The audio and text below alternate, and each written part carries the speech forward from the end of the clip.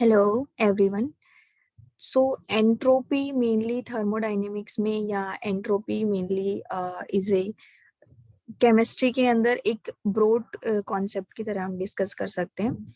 So what is entropy? Entropy एक scientific concept भी है और इसी के साथ एक measurable physical property है, right? So entropy is degree of disorderness. Disorderness की जो डिग्री होती है उसी को एंट्रोपी बोलते हैं. तो it's an physical measurable property. So statistical के अकॉर्डिंग और स्टैटिस्टिकल में बोल्ट्जमैन एक्सप्रेशन के अकॉर्डिंग एस मींस एस से रिप्रेजेंट करते हैं एंट्रोपी को is equal to K L N W. W arrangement of atom in molecule or we can say W equals to arrangement of particles. ठीक है. K यहाँ पे Boltzmann coefficient है, constant है जिसकी वैल्यू होती है K is equal to K Boltzmann constant. इसकी वैल्यू फिक्स होती है, इट्स अ कांस्टेंट. इसकी वैल्यू होती है 1.38 multiply by 10 raised to the power minus 23.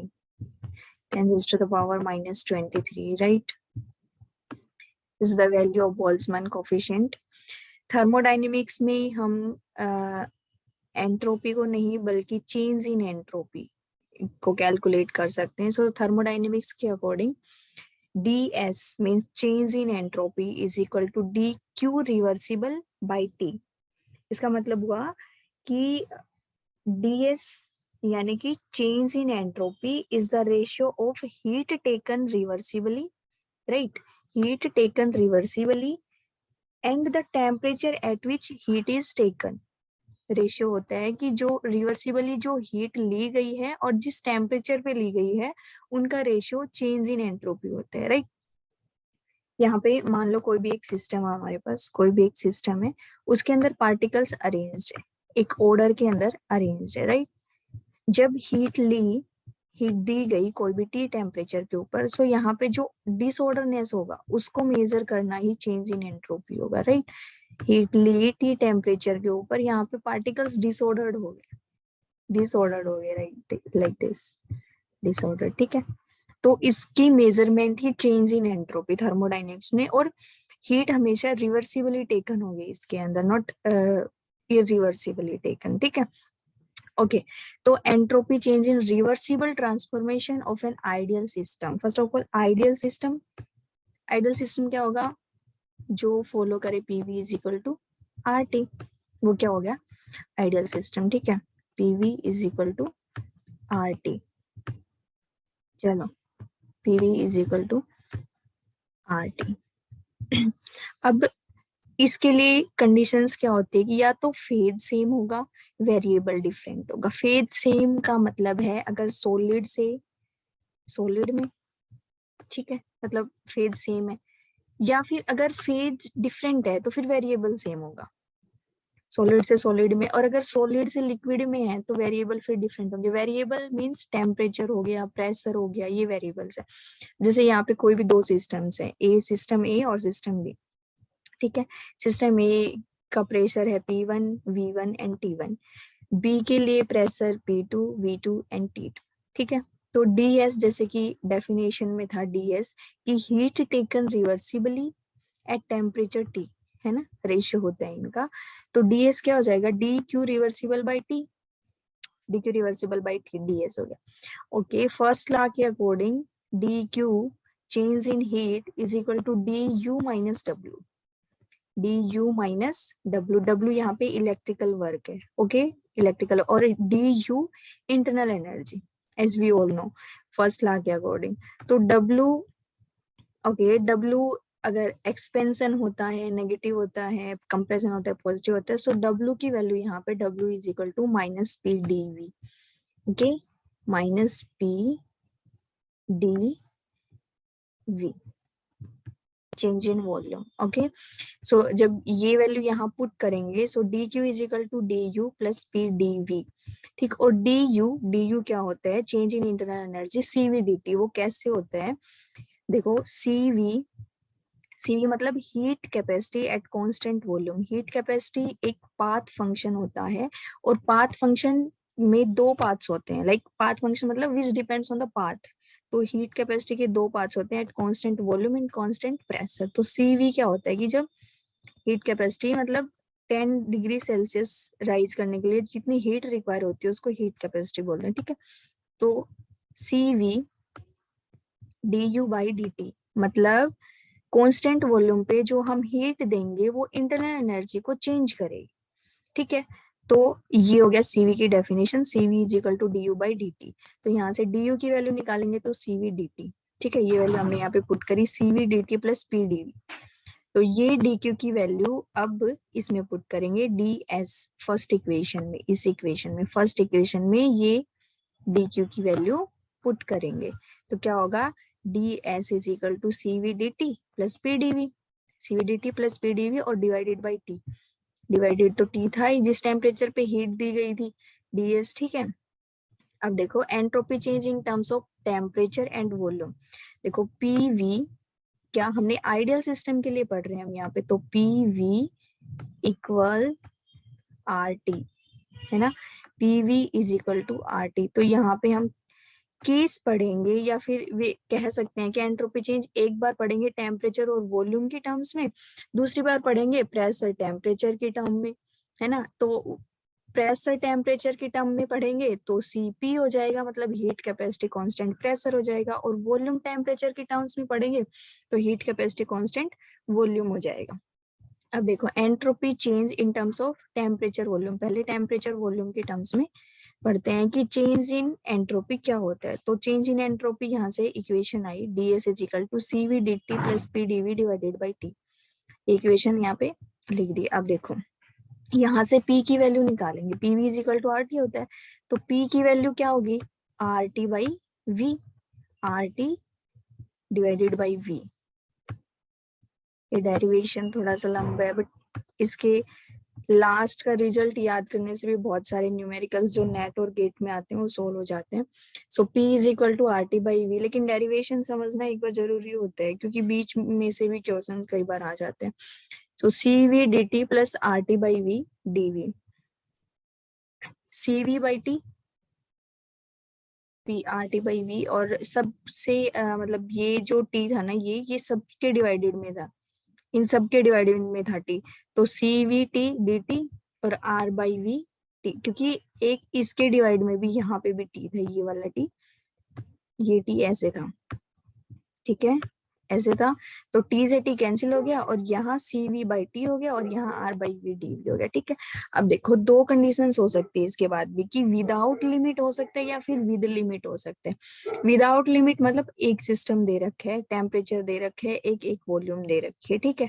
और विद लिमिट हो सकता है कि दो अलग अलग फेज अलग अलग है, दोनों के टेम्परेचर अलग अलग है, दोनों की वॉल्यूम अलग अलग है, प्रेशर कॉन्स्टेंट हो सकता है, ठीक है। तो यहाँ पे क्या करेंगे, अगर विदाउट लिमिट है तो कुछ नहीं करना, यहाँ पे S is equal to C V, जब इंटीग्रेशन करेंगे, राइट, क्योंकि हमें टोटल निकालना है। तो टोटल कब कैसे निकालते हैं, इंटीग्रेशन करते हैं। इंटीग्रेशन मतलब उनको सम कर देते हैं, ऐड कर देते हैं एज इन वर्ड्स, ठीक है। तो S क्या हो जाएगा, C V L N T, okay. यहाँ देखो अगर कोई टर्म ऐसे है 1/T डी टी, ठीक है, डी टी, और इसका इंटीग्रेशन कर रखा है, इसका इंटीग्रेशन कर रखा है, यहाँ पे कोई लिमिट्स नहीं, विदाउट लिमिट्स है। तो इसका इंटीग्रेशन जो है उसकी वैल्यू आएगी L N, natural log T, ठीक है, नेचुरल लॉग टी ये आएगी। अगर यहाँ पे लिमिट्स है, जो नेक्स्ट में पढ़ेंगे, अगर यहाँ पे लिमिट्स है, लाइक अगर T1 से T2 लिमिट्स है, T1 से T2 लिमिट्स गिवन है कि टेम्परेचर T1 है एक फेज का, दूसरे फेज का T2 है, 1/T dt ln हो गया। लेकिन यहाँ पे फिर हम लिमिट्स पुट करेंगे T1 से T2, T1 से T2, ठीक है। तो लिमिट्स हम कैसे यूज करते हैं, देखो ln t लिमिट्स हो गया T1 से T2, ठीक है। राइटिंग थोड़ा कोई बात नहीं। तो ln पहले अपर लिमिट होती है, बाद में लोअर लिमिट होती है। तो ln T2 natural log T2 minus natural log T1, ठीक है। और जब भी नेचुरल लॉग के साथ दो टर्म में माइनस बीच में हो तो वहां पे डिवाइड होते हैं, और अगर प्लस बीच में हो तो वहां पे मल्टीप्लीकेशन होता है। तो यहाँ क्या हो जाएगा, ln T2 by T1, ln T2 by T1, ठीक है, T2 by T1। ओके, ये हो गया। तो यहाँ कोई लिमिट नहीं थी इसलिए CV ln T, क्योंकि यहाँ 1/T था। इंटीग्रेशन करेंगे, यहाँ पे इनका इंटीग्रेशन करेंगे कंप्लीट निकालने के लिए, यहाँ इंटीग्रेशन करेंगे ऐसे, ठीक है। तो CV इज कांस्टेंट हो गया, CV कांस्टेंट हो गया, क्योंकि अगर वाटर लेते हैं तो वाटर लिक्विड फेज में हो या फिर सॉलिड में हो, वाटर की CV तो कांस्टेंट ही रहेगी ना। चेंज कर दो आप, लिक्विड में कर दो, सॉलिड में कर दो, बट हीट कैपेसिटी वाटर की है, वो तो वाटर की सेम ही रहेगी, कांस्टेंट रहेगी, तो इसका इंटीग्रेशन नहीं होगा। लेकिन यहाँ टेम्परेचर डिफरेंट होगा, ठीक है। तो टेम्परेचर का इंटीग्रेशन क्या होगा, DT के रेस्पेक्ट में। और वैसे भी यहाँ CV कांस्टेंट वॉल्यूम है, और इंटीग्रेशन इसका कब होता है, अगर यहाँ DV के रेस्पेक्ट में अगर इंटीग्रेशन करते तो CV का होता है, ठीक है। तो यहाँ DT के रेस्पेक्ट में हम इंटीग्रेशन करें तो सिर्फ T का ही इंटीग्रेशन होगा, और वो क्या होता है, ln T, ठीक है, ln T हो गया। यहाँ पे कोई लिमिट्स नहीं है इसलिए। अब यहाँ भी R कांस्टेंट हो गया, R गैस कांस्टेंट ही होता है, 8.314 joule kelvin inverse mole inverse इसकी वैल्यू होती है, ठीक है। 1/V, यहाँ भी 1/V dV है, तो क्या हो जाएगा, ln, यहाँ कोई लिमिट्स नहीं है, ठीक है। लेकिन यहाँ लिमिट्स यूज कर रखी है। लिमिट्स यूज कैसे कर रखी है, ds S1 से S2, T1 से T2, V1 से V2। कुछ नहीं करना, यहाँ भी dt के रेस्पेक्ट में इंटीग्रेशन हो रहा है, यहाँ भी dv के रेस्पेक्ट में इंटीग्रेशन हो रहा है।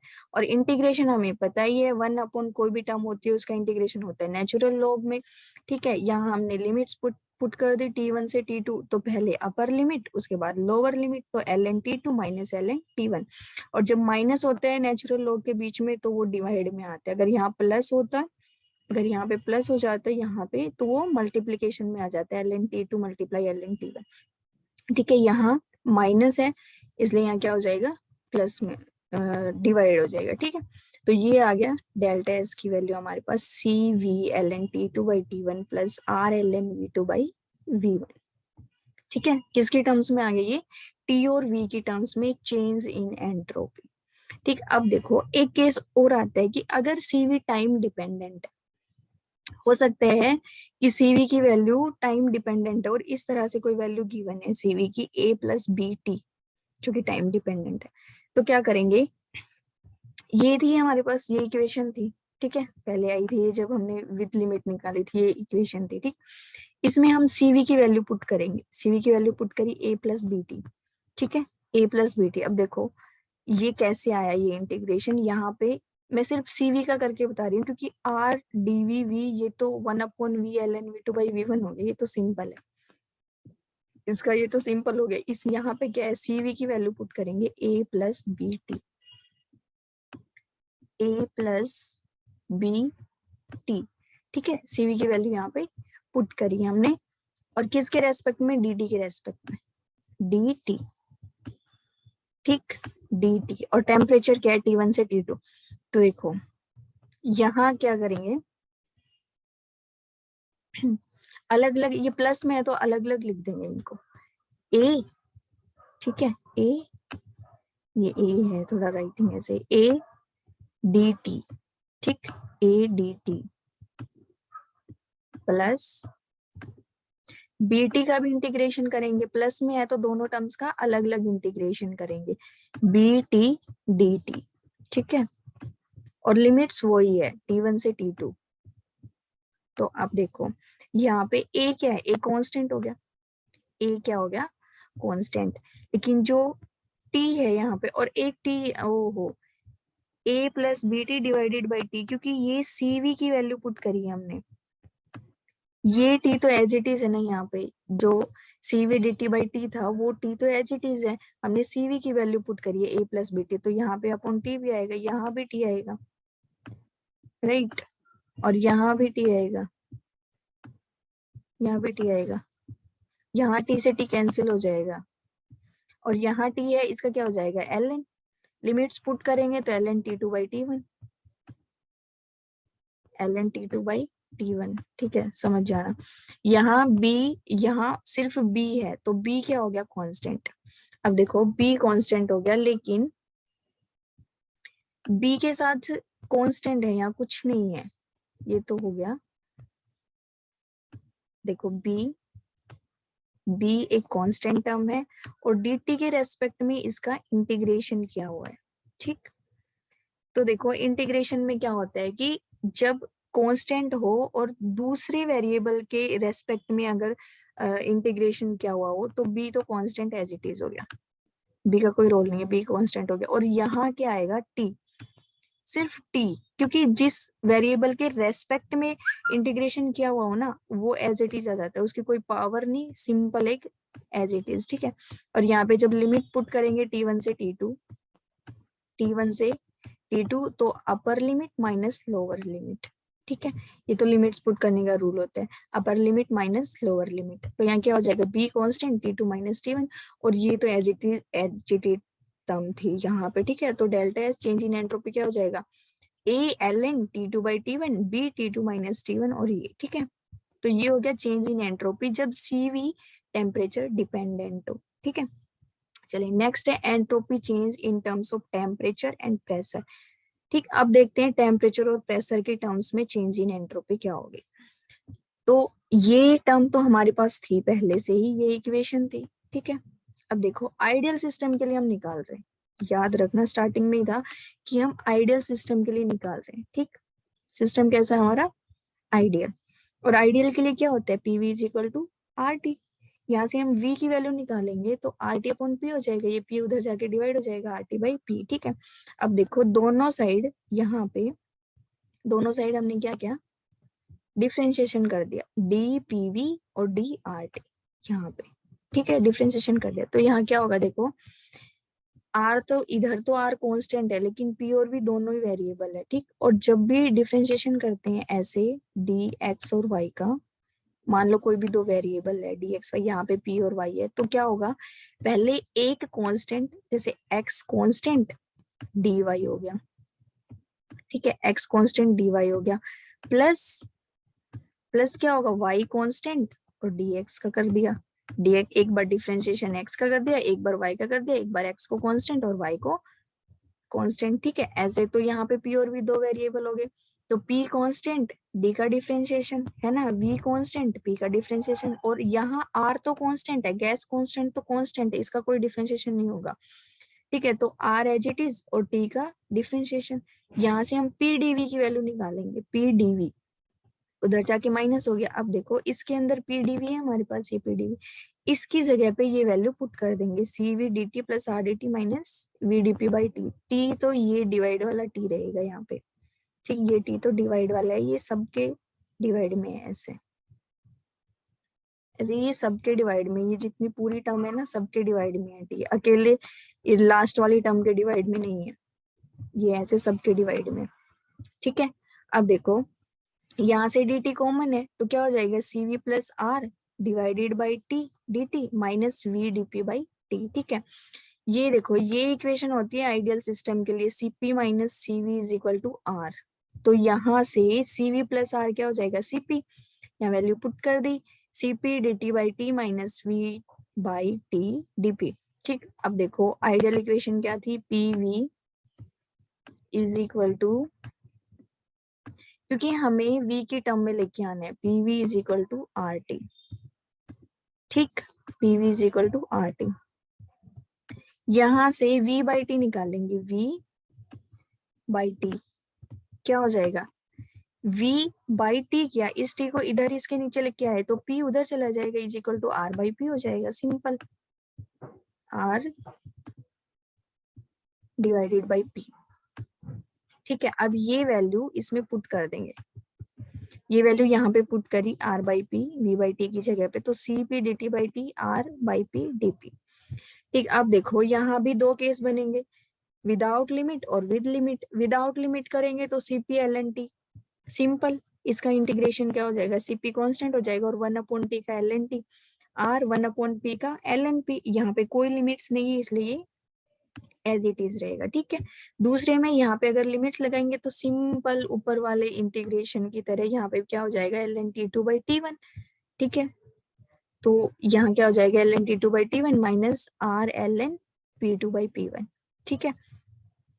चलिए, अगर सीपी टाइम डिपेंडेंट है, सीवी की तरह अगर सीपी भी टाइम डिपेंडेंट है, तो यहाँ ds की जगह मतलब यहाँ हम वैल्यू पुट करेंगे सीपी की a प्लस डी टी, दोनों प्लस में है, दोनों टर्म्स, दोनों को अलग अलग लिखेंगे तो सेम ऊपर वाले के जैसे a कांस्टेंट ln t2/t1 और यहाँ ये वैल्यूज आ जाएगी, ठीक है, ये वैल्यूज आ जाएगी हमारी।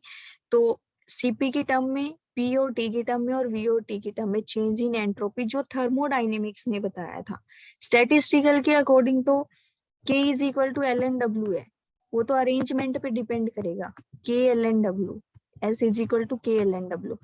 स्टैटिस्टिकल ने तो बताया कि अगर W की वैल्यू 0 है, अगर W की वैल्यू 0 है मतलब कंप्लीटली ऑर्डर है, उसके अंदर कोई डिसऑर्डरनेस है ही नहीं, अगर कंप्लीटली ऑर्डर्ड है सिस्टम कोई भी, तो S की वैल्यू क्या आ जाएगी, 0, क्योंकि एंट्रोपी क्या होती है, डिसऑर्डरनेस की डिग्री होती है, order of disorderness, degree of disorderness, sorry.